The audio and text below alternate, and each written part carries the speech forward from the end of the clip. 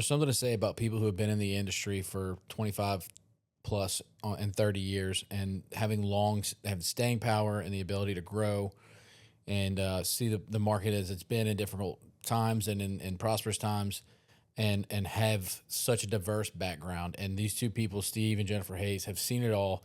And they have a lot of great things to say about the different types of ways you can get into the real estate industry and how they got into it in particular. So if you're going to want to be inspired on how you can be an impactful real estate professional and how you can have staying power through the good times and the bad, this is a great conversation for you to tune into with Jennifer and Steve Hayes. All right, welcome to the show.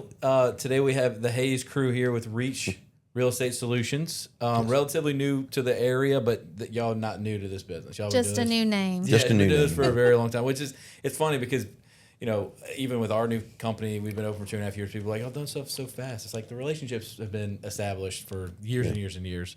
And that's what this business is all about, right? It's about relationships. And then, obviously the experience helps, but the relationships go a long way. Yes. So let's kind of start out with explaining to everybody who you guys are, where y'all came from, what y'all are doing now, and give everybody a little taste of who you are. So I know, Steve, you're licensed in several states. You've been doing this for a long time, and Jennifer, you too. So which one of y'all want to start? We'll let the ladies go first. Ladies go first. Good idea. Well, I grew up on the state line in Osaka, Mississippi, and Kentwood, and went to Southeastern for 5.5 years, and got started in real estate when I was at Southeastern and fell in love with it. And got started as an agent. Yes, and so this has been my good old only ham in America. Ham in America. Yeah. Hanchbaho got started about 2000. Started coming over across the border into St. Tammany, and then of course now with everything technology we have, I kind of span the whole North Shore, a little bit on the South Shore and Mississippi. But in September, I will be celebrating my 30th anniversary in real estate. So let's put that in perspective. I mean, you were about to say it. This is the only career you've ever had. Only career I've ever had. Don't That's a big count deal. those college It's rare. years. It is rare. very rare. Most people, it's a midlife crisis career, or it's like a Part-time deal. part-time deal, or it's when this sales job ended, I picked up this sales job. Yeah, so that's huge. I can relate to that too. I mean, I got out of law school and I was hard-headed enough to say, I want to do title, I'm not doing anything else. My wife wanted to kill me because I graduated July, passed bar in October, didn't have a job until April, but I got the offer at a title company. It's a funny story. The guy called me, and I think he was saying, I need you a couple hours a week, but I literally showed up at 8 o'clock on Monday morning, and I sat at the desk, and I'm like, I'm not leaving until you give me things to do. And I worked sounds there like for a you. year. Yeah, Yes, nobody that's said very that. Jared. But that's so much of success is, I tell people, you can't, like most people don't realize how much of success, when you look at someone successful, is staying power. Yes. And because the 3 foot from gold, right? People who give up too easy. Right.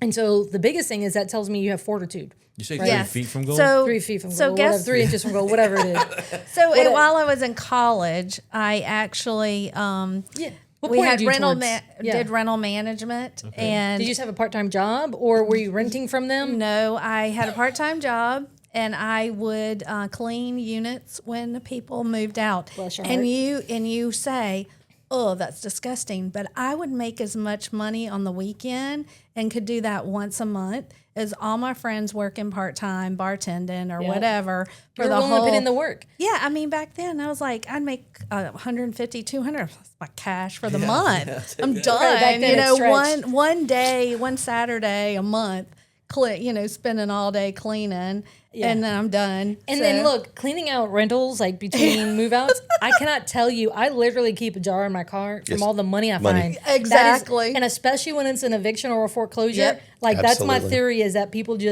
they don't treat small money Yes. and No. they don't respect it. And so Yep. that's where the evictions and foreclosures, things like that happen.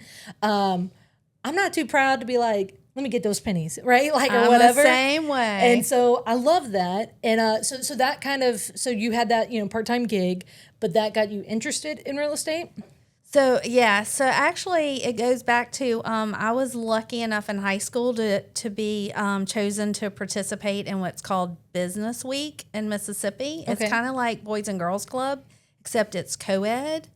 So I liked it much better, and it was Business Week. So we had an attorney come in, an insurance agent, Like all this exposure. financial advisor, a real estate agent, and that was my first real experience with real estate. They explained what they did, and I wanted to get a business degree, and so I was told, "Oh, everybody gets a real estate license." Yeah. So that was my first exposure to it, and then didn't really know much, and then got into college, and of course, then I started doing rental management a little bit in college too, To see a different side of real estate. and the books, and then secretary at a real estate office. Really? So you did the books for a real estate company too. So you got to Yes. see So the dynamics finance of side, that. which is So huge. yeah, so then I was sitting there doing rentals, and I was watching these agents show houses and make money, and I'm like, I want to do that. Yeah, that sounds fun. So I went and got my license, and interesting enough, I was still in college.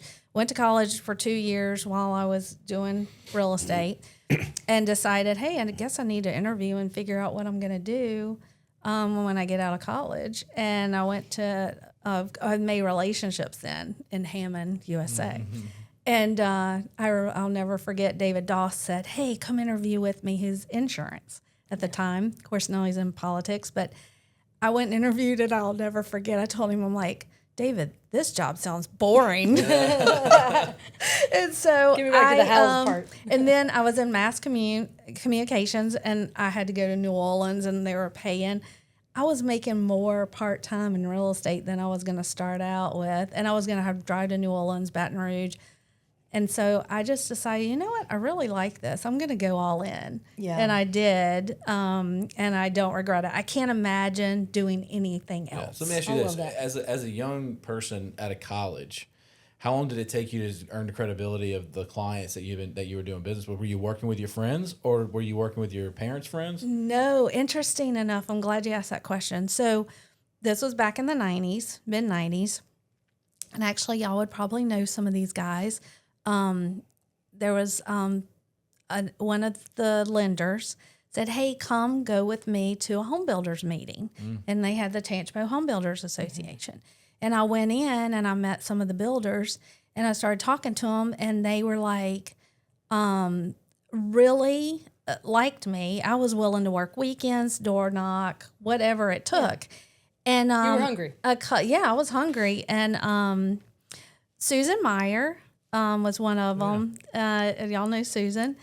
And they said, we're going to hire you to do our Hammond stuff. They were over in St. Tammany too. And then another builder hired me. And I would go sit in those houses on the weekends, and I would bust it to get them sold. And so I started my career through the Home Builders Association. great. Well, but seeing the rental side and then seeing the new construction side, man, isn't that baptism by fire? Yes, I mean, that it puts you in is. those two, I don't want to say extremes, but two different worlds of real estate. Yeah, so I married into the real estate business. Bobby Drude and Associates was my father-in-law, and I was married to Brent Drude. And so it was kind of the family business.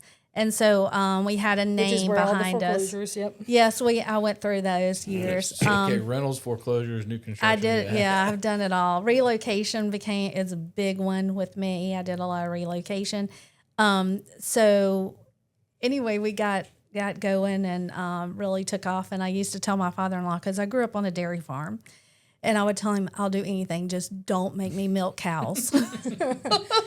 All right, y'all put the cow away. That's coming next. So I love hearing that backdrop. So let's get a similar backdrop from Steve. So were you milking cows? No. Okay. No, All right. I wasn't milking cows. Oddly enough, though, I'm from Colorado, and my family. They've got cows there, though, They have a right? lot of Yeah, cows, good, good. and my extended family has been in the cattle business in Colorado for 116 years. Oh wow. My great grandfather brought over one of the first Hereford bulls from Herefordshire, England, actually, and they still operate today on the exact same place. Do you wear a cowboy hat sometimes? What's that? Do you wear a cowboy hat when you go home? I do not. No. I was a long-haired heavy metal guy, playing in the rock bands. But So bandana. Got it. Yeah. My background, was music and also social work, etc. My whole family were either teachers or social workers. Okay. And that wasn't. Which translates good into real estate. It does. It, So, it, it, so we got some build up here. It did. I originally was going to be a band director, and I thought, nah, I'm going to kill some poor high school kid in some band room somewhere. And then I was trying to get into law enforcement. So, long story short, my degree's in psychology with a certificate in criminal justice, juvenile probation. Cool. And outside of college, then I started working in group homes and community placement for adults with a developmental disabilities. So I did that for a few years and then moved into seniors assisted living. I was activities director at a seniors living facility and was actually activities director of the year in Colorado in 1996. There you go. But at that point, planning job, we could use some event planning. Yeah, yeah, Different types of events. It was different. Yeah. So, back then I was only making, I remember my final salary when I left that job was $19,500 a year. But I had seen a late night infomercial about buying foreclosures. It was very similar. I can't remember the guy's name now. Yeah. But it was one of those things. And I actually was very broke. Had $1,000 and I went to the hotel, got the dog and pony show, and I spent my last $1,000 buying what I remember they called it the whole enchilada. And it was the program, and buying foreclosures and everything. Seminar in a box. It was. Yeah. And I studied that extremely hard and started buying foreclosures before public trustee sale in Colorado. Yeah. It's public trustee sale. Yeah. And did very well on that. My first house I owned for 60 days, and net profit out of that was $40,000. Nice. So twice your previous year. Yeah. Correct. And so I love that. So your introduction to real estate was infomercial, seminar, investor side. Correct, investor side. And then I don't know about you, but that being your first deal. Yeah. When I did my first deal and made more than I ever made on my yearly salary in that first deal, I was like, the bug bit me, and I was like, and I can do this again. Well, and that rinse, wash, repeat. That was really interesting because, like I said, I was broke, so my dad had given me a little bit of money to get this, and I'm going to tell you, when I bought that house, I bought it sight unseen. The lady had the truck backed up to it. I wrote a cash advance check off of my credit card to her for $3,500. Wow. At whatever percent interest that was, right? Yeah. And that was for the house. And then that was a total of what you paid for the house? Yes. $3,500. Mm-hmm. Now this was back in the 90s, early 90s. Look, hey. Yeah. I love that. Let's keep going. Where was that at? That was in Fort Collins, Colorado. Yeah. No. So let's not look up that address today. No.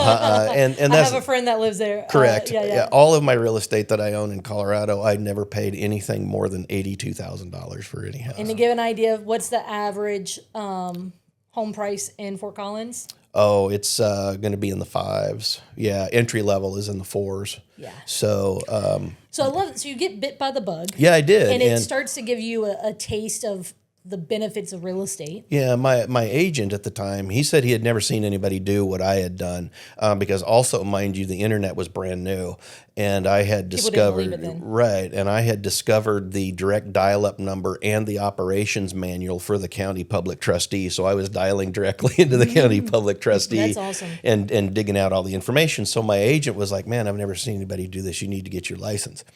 Well, getting a license was, in hindsight, a mistake for that, right? Because then you have certain limitations and boxes that you work in.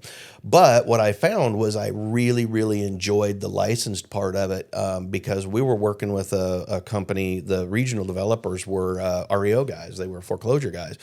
Yeah, and so they hooked me. .com boom. Yeah, exactly. So they hooked me up with some of the largest banks in the country, and I was working, the bank side of things along with the traditional side of real estate as well. And I found that I was really good at the business side of it. Take me back to that one statement you made. You said the agent you were working with, so you stumble into real estate, you go to a seminar, you work your butt off to understand this sector of real estate, and you start executing and find some success, and the agent you're working with says, I've never seen this before. What can you say to the real estate agents listening to this when Like, what did that teach you? Wearing your real estate agent hat right now, what would you say to other agents with that? Oh, wow. My whole life has been, because I'm the lowest educated in my family. I just have a bachelor's degree. Everybody else in my family is master's and above. Anything that I've ever wanted to do, I've just decided to learn it and go do it. And that's what I would say is, if you really want to go do something, you have to apply the energy to learn it and then be willing to do the activities to make it happen. Good old Jim Rohn, he said that, formal education will make you a living, but self-education will make you a fortune. And that's exactly what you did. Oh yeah. And I've gone almost broke twice. Yeah. But those are the biggest lessons that I've ever learned. The biggest seminars. Yeah. Yeah. And now, honestly, I'm reaping the fruits of all of that. And after how many years? 28 years now. Yeah. So, I mean, it's humbling for me to realize I've been doing this for 10 and I got to do it 2 more times before I get to that point. But the reality of it is, like, you've got to go through those life experiences to have those struggles, and it's not always going to be perfect. And it's good for people that are listening to this, especially in real estate. Like, everybody got in 5, 6, 7, 8 years ago, and they just got a third of the way through it for you to feel like you're reaping the fruits of that. Let's talk about one of the fruits that you are benefiting from. Let's talk about reach. So I love y'all's background. I didn't know that about you guys, and I'm glad that we got to hear that. And I really think that can translate into what y'all are trying to do with this new brokerage that y'all started 1.5 years ago. Yes. Right? Not even. Yeah, like a year and 4 months. Yeah, there you go. So tell us about Reach and why you started the company. That's going to be me. Yeah. It's all him.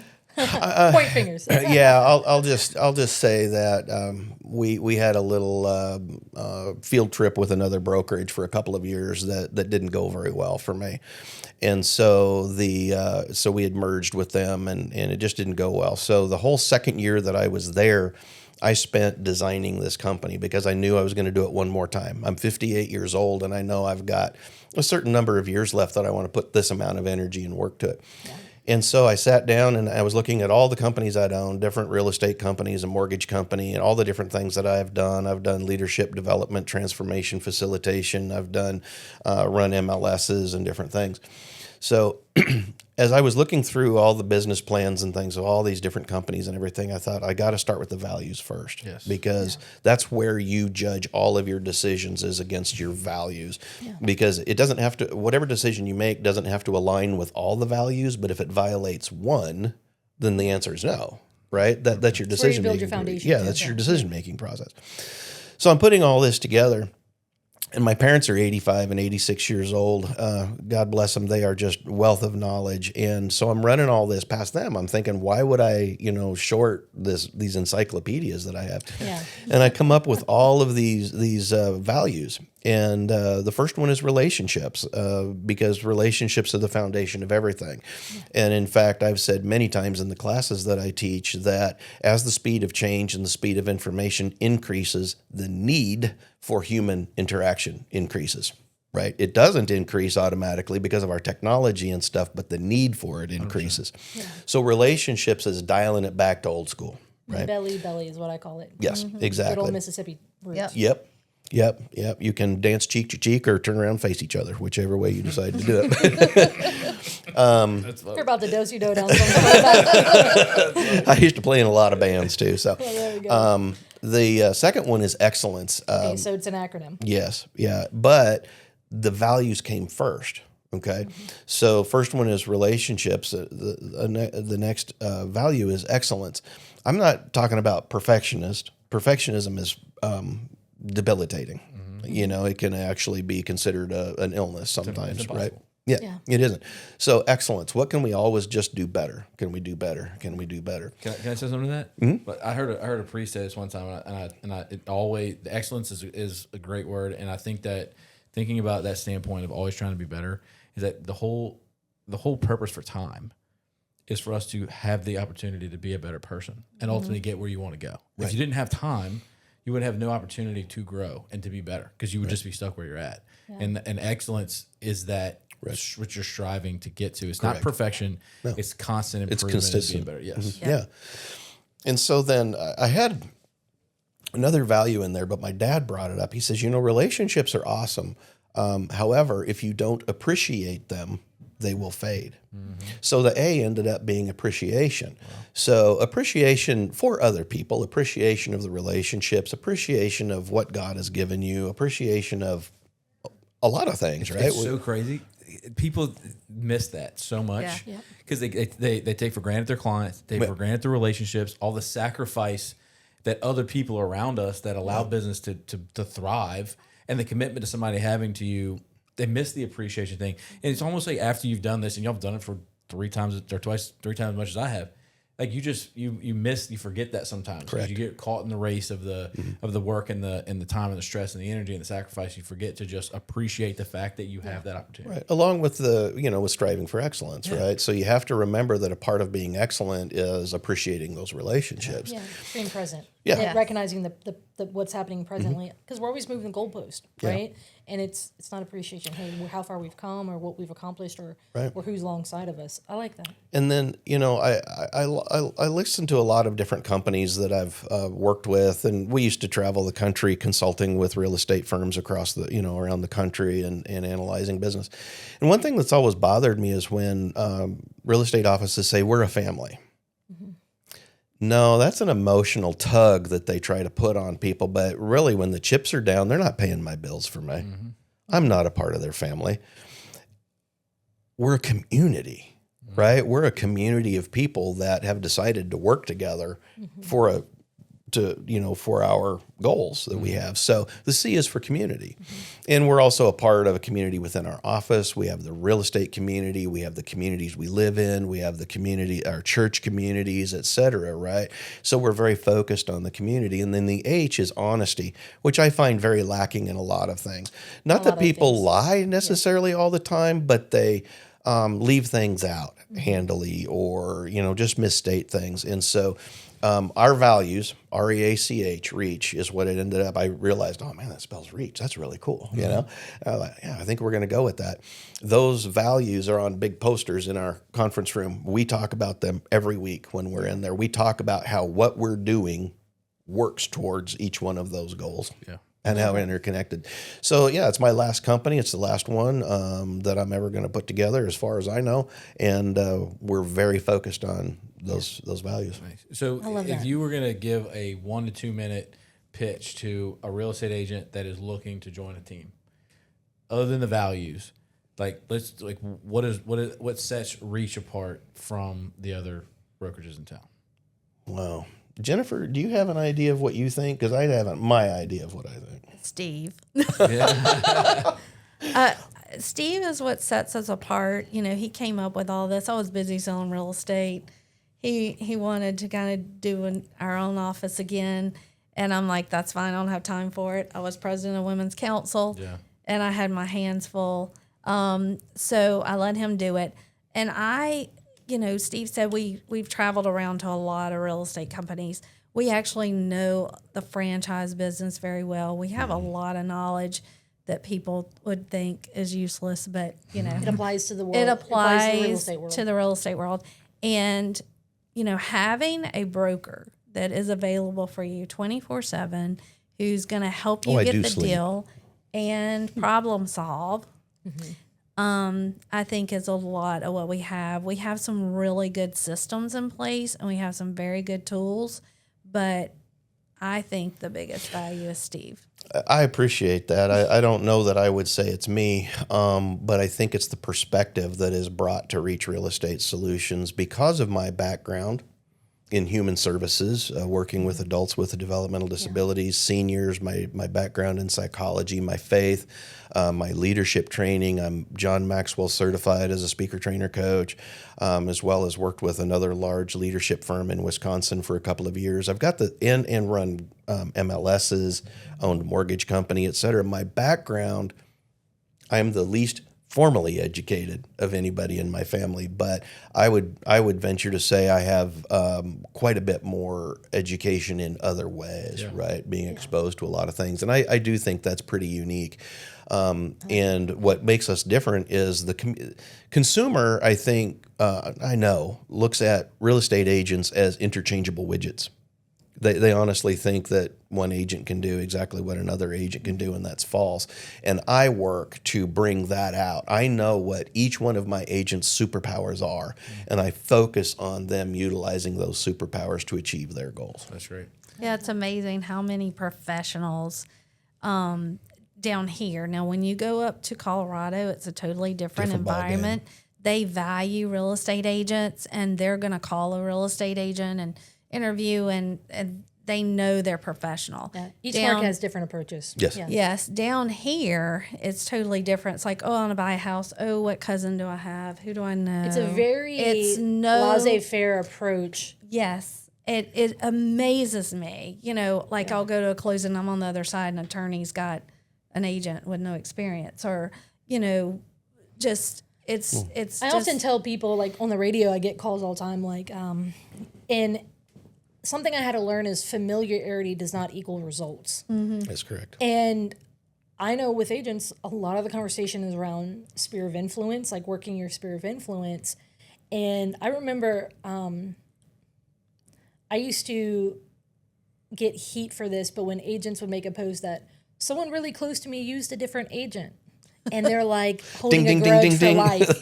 Yes. And I'm like, should this not be self-reflection time? Yes, I agree. I'm like, I agree. right? Because they either didn't know what you did, didn't think you were the best person for the job. Maybe they just don't want to mix family and business. Some people are like that. Oh, right? yeah, I Or like agree. some of these things, but then at the same, so many people, like, they'll hold that grudge, right? Yeah. Taking them off the will, you know, or whatever. Yep. But so there's always that level of, well, if someone knows me, they should use me. But it's also, let's turn that around, is, am I the best agent? Right? And like, so, but like you're saying, in different markets, but down here, it's kind of like, oh yeah, I have no problem using my friend who, you know, has never listed, you know, a house in the last 5 years, but she kind of still keeps her for license for whatever reason, does this part-time, and won't be back in town for 6 months because she's on a cruise. But I feel like I need to help them out. Yeah. Yeah, I'm like, let me help them stay going on cruises for 6 months out of the year or whatever with their one sale a year. You know, I don't know. I one of the questions I ask when I talk to somebody, even if they're referred to me, are you interviewing other agents? I don't have a problem asking that. And It's I, rare, though. nothing else, it gets them to thinking, oh, should I be? Yeah. You know, Down here, now most once people they don't. meet with me, they're not going with anybody else. for But sure. but you know, you should interview agents. You should know what you're getting. This is the most expensive investment you're going to make. Usually, most people in their lifetime, they spend more time researching cars. I mean, really think about it. Yeah. Or, Or vacuums. Or their vacation. Or vacuum cleaners. Yeah. It's amazing how little time they invest in getting. I was just at Jazz Fest, and my spouse is an engineer, and so we were in a tent with engineers, and one of the engineers, I got stuck at a table. They pulled out a spreadsheet that they had been working on for 3 days of strollers. They're about to be a first-time parent. For 3 days, they've been analyzing all these different strollers. I was like, that's about to be obsolete in 1 year, because you know that stuff just Oh, like yes, absolutely. like it's Not not only good that, after you a only year. need it for 1 year too. Yeah, but nonetheless, but it proves the point. They put in that effort, and so I think that's, you guys are giving some great hard-earned knowledge in this. And so, Jared, I know you're about to just say something. Yeah, I was gonna. I want to transition back to reach, because I want to wrap that up, and I think that it's good for people to hear, because there's a lot of options for brokerages now, Right. And I tell agents all the time that, well, they'll ask me, which broker should I join, this broker should I join this team. I can't answer that question for you. You have to know what your values are, which I think you identifying your values is huge. You got to know your values. You got to make sure that your values align with the brokers you're going to work with, and that person or that team or that company is going to offer what you need to help you grow your business. Correct. Yeah. Because I can't answer that question. You have to answer that question for yourself, and sometimes it changes throughout your career. And so I appreciate you saying that. Some people need a broker that's going to be there to help them solve the problems, and they're going to help them with the ins and outs of how those deals That has work a with teacher with the heart. experience. Yes. Yeah. And then some people need to know the values and make sure they align with the values. So I think y'all nailed it. I mean, people watch this, they're going to know what they're going to get from Reach.